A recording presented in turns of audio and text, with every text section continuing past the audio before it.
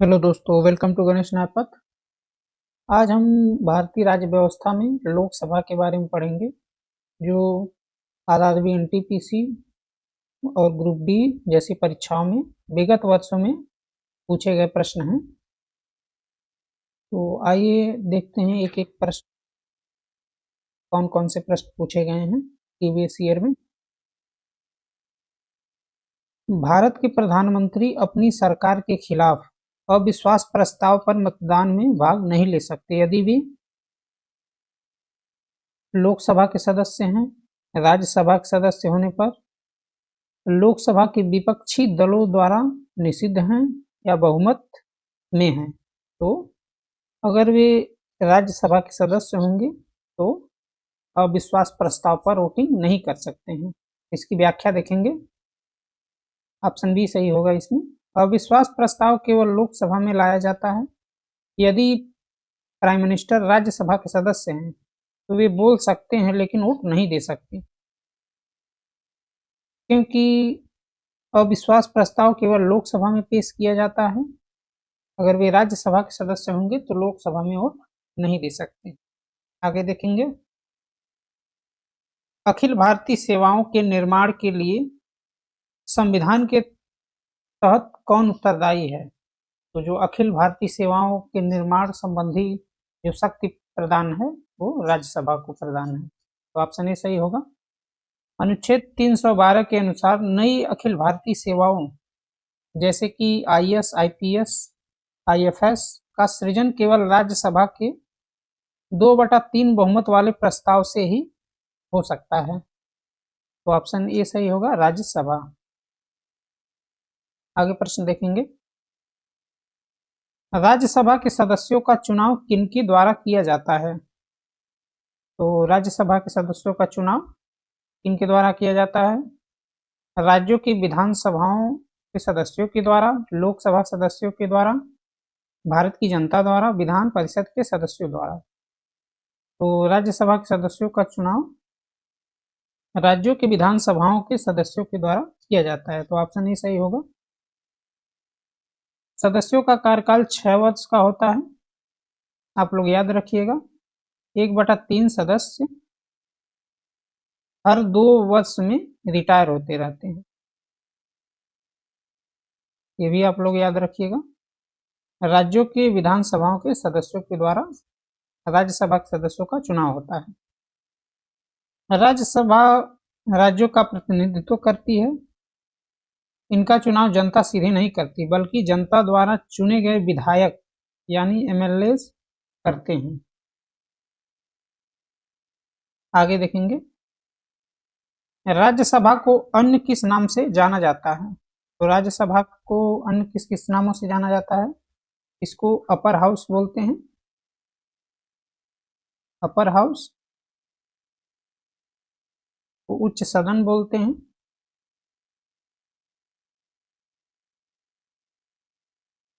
तो ऑप्शन देखिए सी, उच्च सदन, अपर हाउस।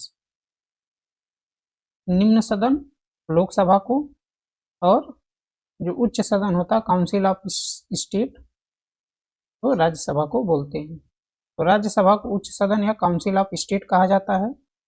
यह एक अस्थाई यानी परमानेंट बॉडी है जो कभी भंग नहीं होती है।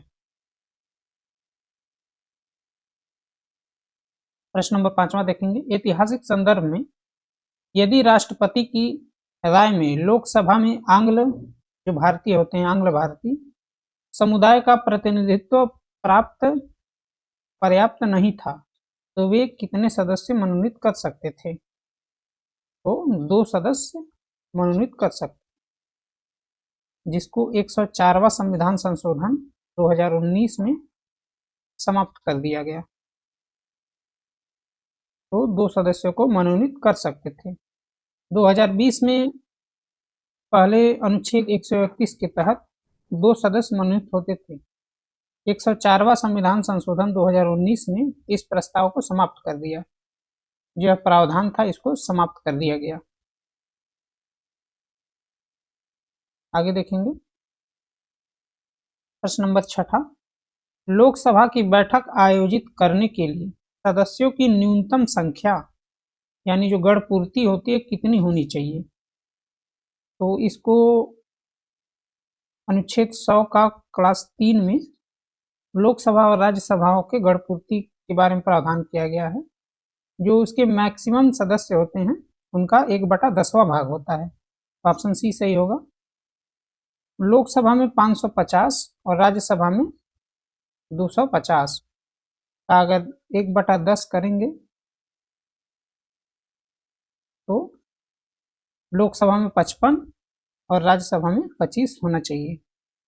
तो 1/10वां सदस्य। आगे देखेंगे, एक वर्ष में लोकसभा के सामान्यतः कितने सत्र आयोजित किए जाते हैं। तो एक वर्ष में जो सामान्यतः कितने सत्र आयोजित किए जाते हैं, तो 3 सत्र। कौन कौन से?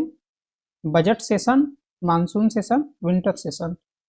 यानी बजट, मानसून और शीतकालीन 3 सत्र आयोजित किए जाते हैं। जो बजट सेशन होता है फरवरी और मई के बीच, मानसून जो होता है जुलाई और अगस्त के बीच, जो शीतकालीन होता है नवंबर और दिसंबर के बीच होता है, आयोजित किया जाता है। तो 3 सत्र सामान्यतः होते हैं। आगे देखेंगे, 2019 के आम चुनाव के बाद गठित लोकसभा कौन सी थी। तो इस समय 18वीं लोकसभा गठित की गई है, जिसके अध्यक्ष ओम बिड़ला हैं। ओम बिड़ला 2019 के आम चुनाव के बाद गठित लोकसभा थी 17वीं लोकसभा, यानी ऑप्शन डी सही होगा। और वर्तमान में 18वीं लोकसभा रनिंग में है। आगे देखेंगे, भारत के वित्त मंत्री द्वारा केंद्रीय बजट एनुअल फाइनेंशियल स्टेटमेंट किस सदन में प्रस्तुत की जाती है। तो जो वित्त मंत्री द्वारा केंद्रीय बजट है उसको लोकसभा में पेश किया जाता है। ऑप्शन बी सही होगा।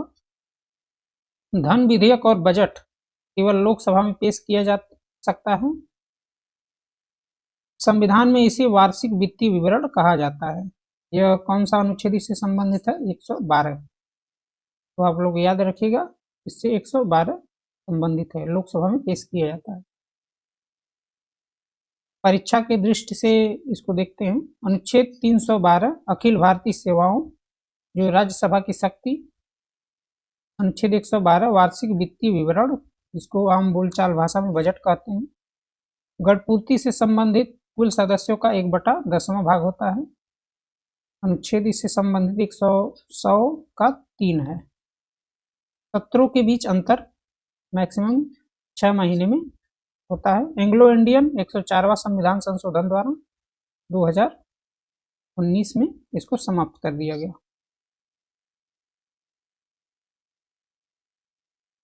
आगे प्रश्न देखेंगे।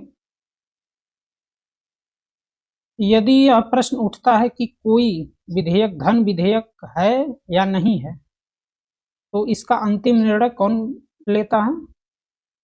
तो इसका अंतिम निर्णय लोकसभा अध्यक्ष लेते हैं। ऑप्शन सी सही होगा,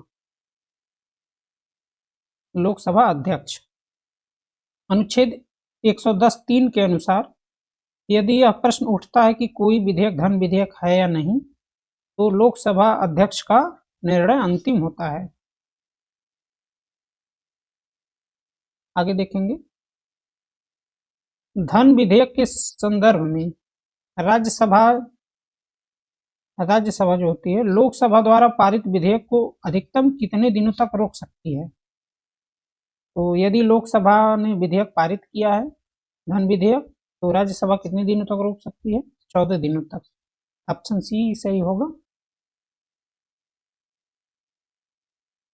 14 दिनों तक। संवैधानिक नियम इसमें क्या है? संविधान के अनुच्छेद 109 के तहत राज्यसभा को धन विधेयक प्राप्त होने की तारीख से 14 दिनों के भीतर अपनी सिफारिश लौटानी होती है। इसमें राज्यसभा की सीमित शक्ति प्राप्त है। यदि 14 दिन के भीतर विधेयक नहीं लौटाया जाता है तो इसे दोनों सदनों द्वारा उसी रूप में पारित मान लिया जाता है जिस रूप में लोकसभा इसे पारित किया था। धन विधेयक पर राज्यसभा के पास केवल विलंबकारी शक्ति है, वीटो शक्ति नहीं है। आगे देखेंगे, भारतीय संसद के पहले अध्यक्ष कौन थे जिन्होंने 1952 से 1956 तक पद संभाला था? तो कौन थे? जीवी मावलंकर थे, राजेंद्र प्रसाद थे, के.एम. मुंशी थे, बी.आर. अम्बेडकर थे। कौन से थे? ऑप्शन ए देखिए, जीवी मावलंकर। ऑप्शन ए सही होगा। गणेश वासुदेव मावलंकर को लोकसभा का पिता कहा जाता है। जीवी मावलंकर प्रथम स्पीकर थे। आगे देखेंगे, वर्तमान अध्यक्ष ओम बिड़ला 17वीं लोकसभा से ठीक पहले 16वीं लोकसभा की अध्यक्ष कौन थी? तो कौन थी? सुमित्रा महाजन थी। इसके पहले मीरा कुमार थी। तो 16वीं लोकसभा अध्यक्ष सुमित्रा महाजन। ऑप्शन ए सही होगा। मीरा कुमार 15वीं लोकसभा की पहली महिला अध्यक्ष थी। निम्नलिखित में से किस पूर्वोत्तर राज्य में लोकसभा सीटों की संख्या एक से अधिक है? तो एक से अधिक इन चारों ऑप्शनों में से किसमें है? तो मेघालय में 2 है, मिजोरम में 1, नागालैंड में 1 और सिक्किम में 1 है।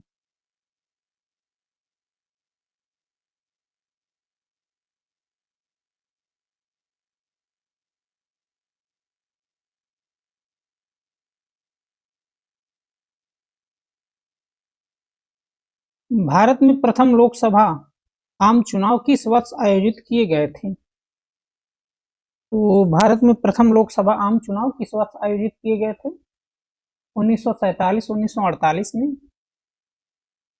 ऑप्शन बी 1949 या 1950 में। ऑप्शन सी 1951 से 1952 में। ऑप्शन डी 1957, 1958 में। तो ऑप्शन सी देखिए, आप 1951, 1952 में। ऑप्शन सी सही होगा। स्वतंत्रता के बाद 1951 और 52 में प्रथम आम चुनाव आयोजित किया गया था।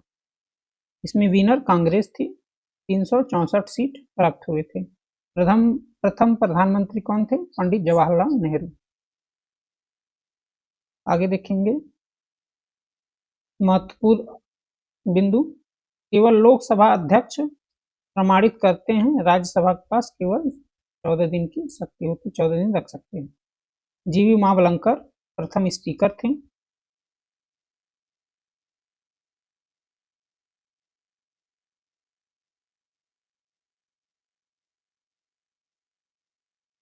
आगे प्रश्न देखते हैं, लोकसभा में निर्वाचित सदस्यों की कुल संख्या कितनी होती है? तो लोकसभा में निर्वाचित सदस्यों की कुल संख्या 543 होती है। ऑप्शन सी सही होगा।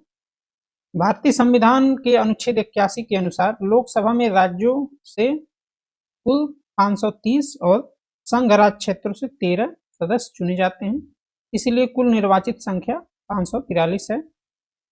अधिकतम जो इसमें सीटें हैं 550 वर्तमान में है। संविधान के अनुसार लोकसभा में केंद्र शासित प्रदेशों से अधिकतम कितनी सदस्य हो सकते हैं? तो कितने सदस्य हो सकते हैं? 20 सदस्य हो सकते हैं। वर्तमान में कितने सदस्य हैं? 13 सदस्य हैं। वर्तमान में राष्ट्रपति द्वारा जो है लोकसभा में एंग्लो इंडियन समुदाय से कितने सदस्य मनोनीत किए जाते हैं? तो वर्तमान में इसमें 0 सदस्य मनोनीत किए जाते हैं, क्योंकि 104वां संविधान संशोधन 2019 में एंग्लो इंडियन समुदाय के सदस्यों को समाप्त कर दिया गया है।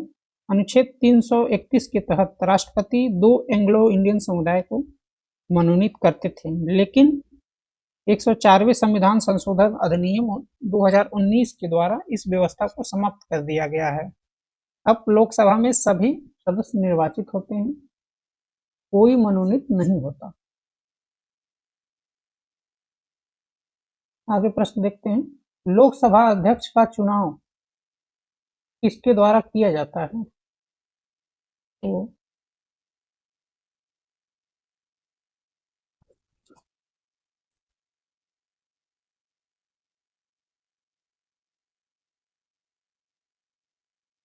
लोकसभा अध्यक्ष का चुनाव किसके द्वारा किया जाता है?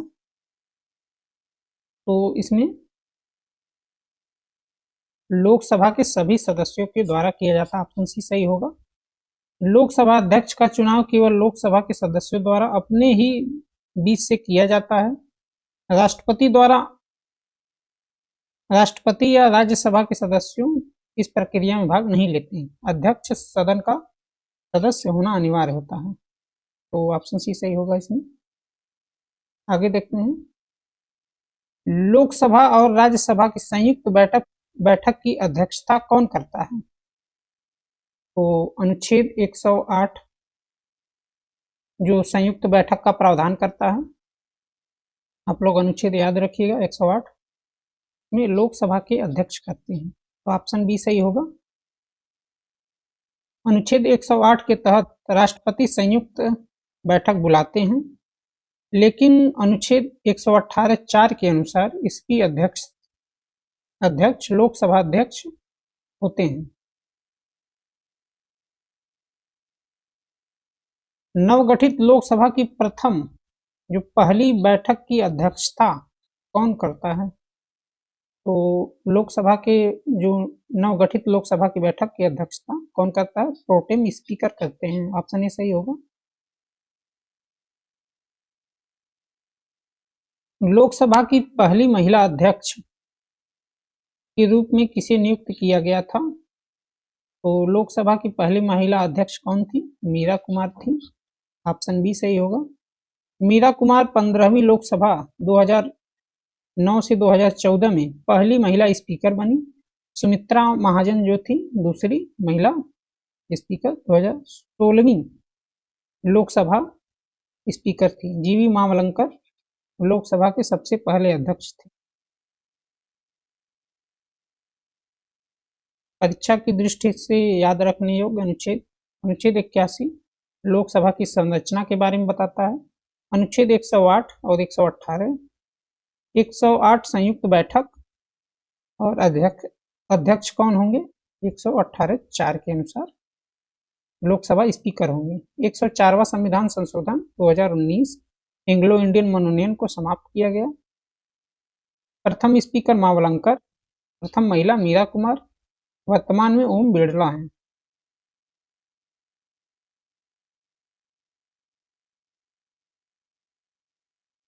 लोकसभा अध्यक्ष के बारे में प्रश्न है। भारत की प्रथम महिला लोकसभा अध्यक्ष के रूप में किसे जाना जाता है? तो कौन है? मीरा कुमार, जो 15वीं लोकसभा की अध्यक्ष रही हैं। तो मीरा कुमार 15वीं लोकसभा 2009 से 14 की अध्यक्ष थी। वह इस पद को संभालने वाली प्रथम महिला थी। निम्नलिखित में से कौन सा राजनीतिज्ञ कभी भी लोकसभा के सदन का नेता नहीं रहा? तो कौन है? श्री मनमोहन सिंह। ऑप्शन डी सही होगा इसमें। मनमोहन सिंह चूंकि राज्यसभा के सदस्य थे, इसलिए वह लोकसभा के नेता नहीं बन सके। लोकसभा के सदस्यों के रूप में योग्य होने के लिए आवश्यक न्यूनतम आयु क्या है? तो न्यूनतम आयु 25 वर्ष है लोकसभा के सदस्यों के लिए। पंचायत चुनाव के लिए 21 वर्ष और राज्यसभा सदस्यों के लिए 30 वर्ष, राष्ट्रपति और राज्यपाल और उपराष्ट्रपति के लिए 35 वर्ष आयु पूरी होनी चाहिए। तो 18 वर्ष वोटिंग राइट मिल जाता है। पंचायत चुनाव के लिए 21 वर्ष, लोकसभा के लिए 25 वर्ष होना चाहिए और राज्यसभा के लिए 30 वर्ष, 35 वर्ष राष्ट्रपति और राज्यपाल के लिए आवश्यक है। आगे देखेंगे, संविधान के अनुच्छेद 75(3) के अनुसार मंत्रिपरिषद सामूहिक रूप से किसके प्रति उत्तरदायी होते हैं और व्यक्तिगत रूप से किसके प्रति उत्तरदायी होते हैं? आप लोग बताइए। तो सामूहिक रूप से लोकसभा के प्रति और व्यक्तिगत रूप से राष्ट्रपति के प्रति उत्तरदायी होते हैं। ऑप्शन बी सही होगा। सामूहिक रूप से पूछा गया प्रश्न है तो लोकसभा के प्रति। अनुच्छेद 75(3) के अनुसार सरकार केवल लोकसभा के प्रति जवाबदेह है, संसद के दोनों सदनों के प्रति नहीं।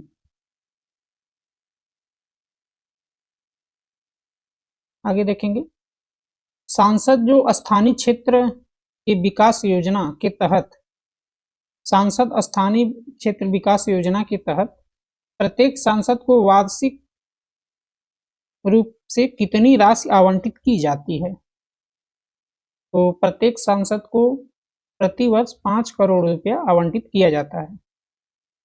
यह शुरुआत 1993 में हुई थी।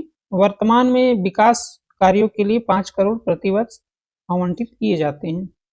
एक सांसद एक साल में 5 करोड़ रुपया विकास निधि प्राप्त होता है।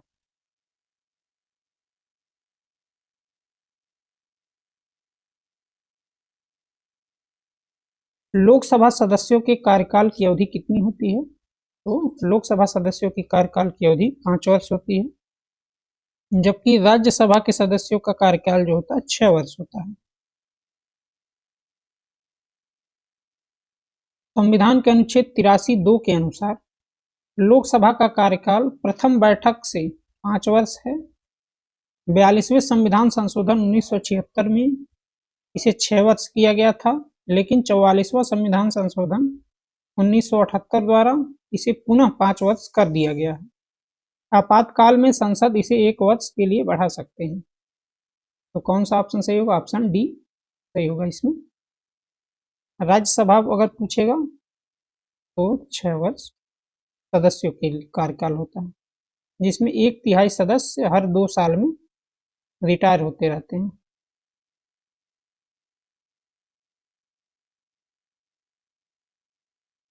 लोकसभा की बैठक के गठन के लिए आवश्यक कोरम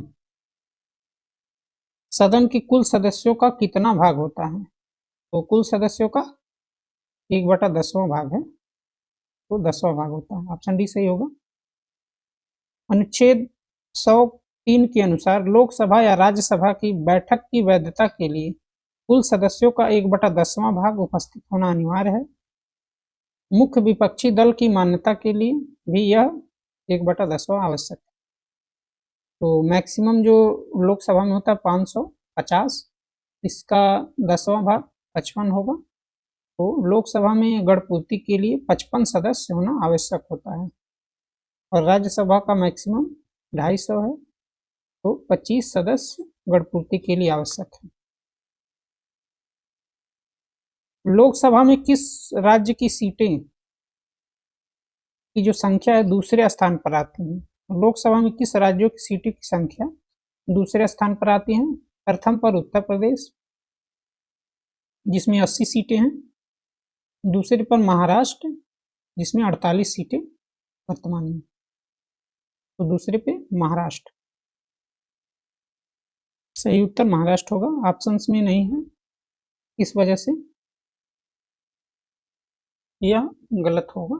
तो प्रथम इसमें 80 सीटें आती हैं। वेस्ट बंगाल में जो है 42 सीटें, आंध्र प्रदेश में 25, बिहार में 40 सीटें। तो सीटों की संख्या में महाराष्ट्र दूसरे स्थान पर है। इस अनुच्छेद में कहा गया है कि मंत्री परिषद लोकसभा के प्रति सामूहिक रूप से उत्तरदायी होगी? तो 75 का 3 है ऑप्शन। अगर व्यक्तिगत रूप से पूछे तो राष्ट्रपति के प्रति।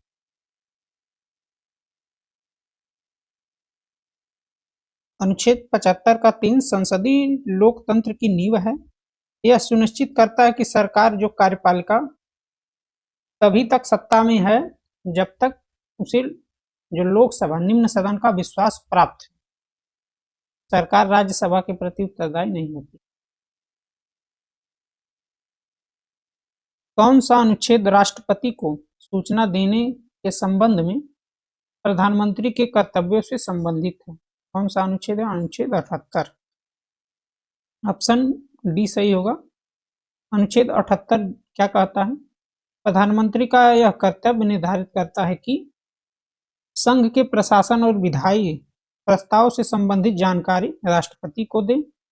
यह दोनों की जो राष्ट्रपति और प्रधानमंत्री के बीच सेतु का काम करता है।